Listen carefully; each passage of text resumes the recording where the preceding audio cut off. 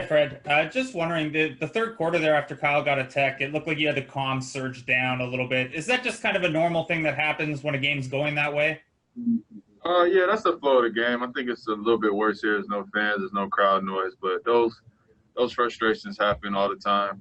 You guys don't see a lot of them, but that was one that was obviously visible, and you probably could hear a little bit there if you were here in the arena. So just a frustration in the game. I mean, nobody was happy. Obviously, the way we played, I think everybody was a little frustrated, but you have your moment and you move on and you keep playing after that.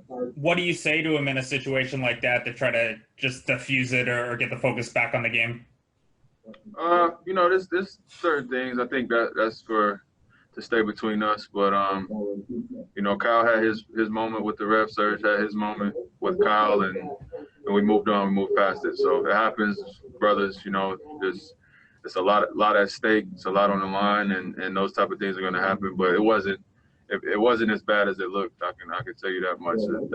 That's a everyday thing on our team. Guys, just being honest, and we got a lot of passionate guys. So it's just part of the process.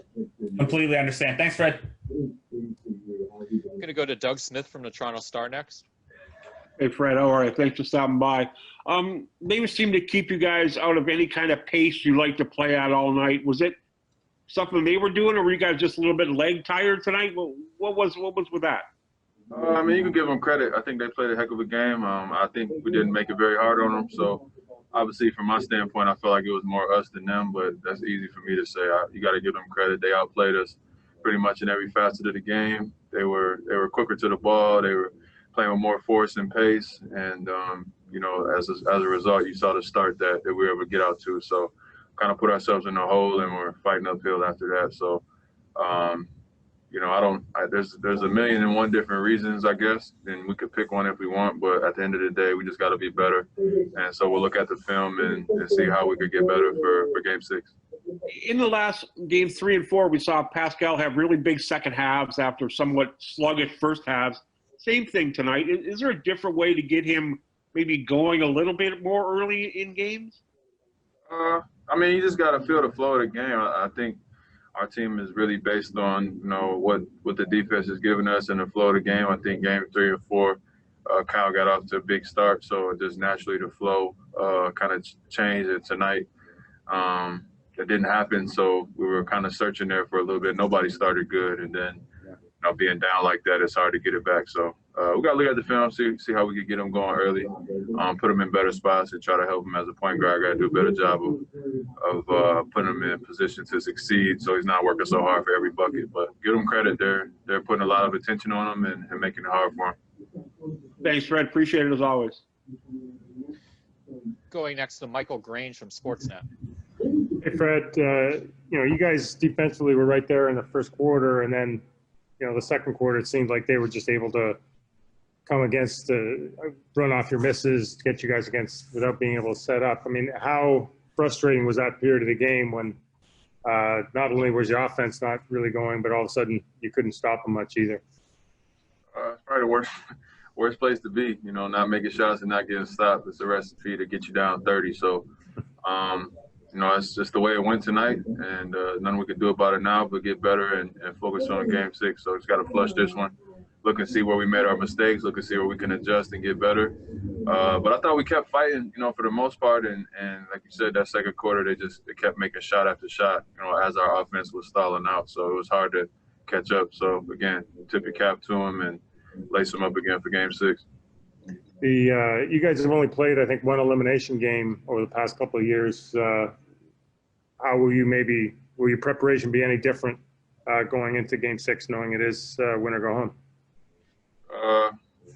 Probably not. I mean, Game 3 felt like an elimination game, so we were just there. So kind of in the same spot again, got to get 2, but, just got to focus on one at a time. So putting everything on the line, your season's on the line, and, go out there and give it all you got, see what happens.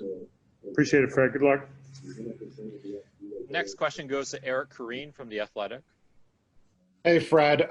Given all their length, when you do get inside the paint, how difficult is it to find those passing lanes, given that they have arms sort of coming out of everywhere? I mean, I don't know. I don't know if they're any bigger than any other NBA team. But they're a great defensive team. Their schemes are good. Those guys play hard. They're physical. So again, we've had success and we've had times where we haven't had success, and got to see what the difference is and how we can attack and be better. So they were a lot better than us tonight.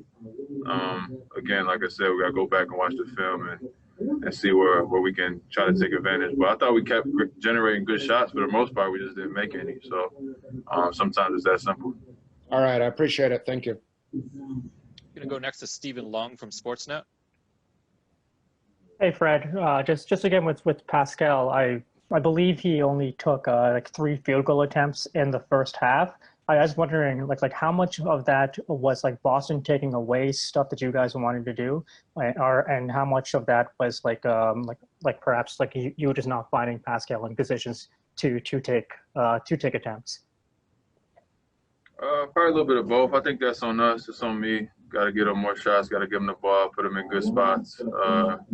But I mean, you have 11-point quarter. I don't think anybody's scoring at that point. So we're searching a little bit, trying to find the open ones. Trying to, I don't think it's a conscious thing where we're not looking for them. I think the ball is just finding other guys. And that's the way that their defense is set up right now. So we got to keep taking advantage of the open ones we get, and then when we have a chance to put them in a good spot, we got to continue to do that. So. Again, as a point guard, probably got to do a better job of looking for them and try to get them going. Thanks a lot, Fred. And final question is going to go to Cassidy from ESPN. She's there in person. Obviously, being in that early hole, the whole game seemed like you were managing frustrations, and you were able to talk to Serge Ibaka when he, yelled at Kyle. How much was it throughout this game, you having to talk to your teammates about dealing with those frustrations throughout?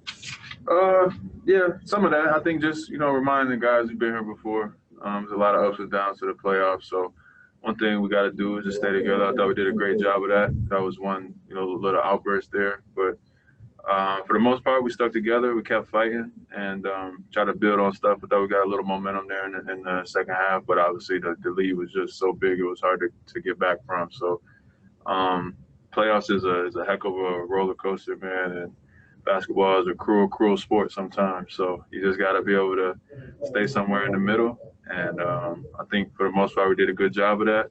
Like I said, again, if we're in a gym with 20,000 people, you probably won't even notice that exchange there. But, we're not. So you guys got to see that on full display. But it happens. And, again, just keep staying together.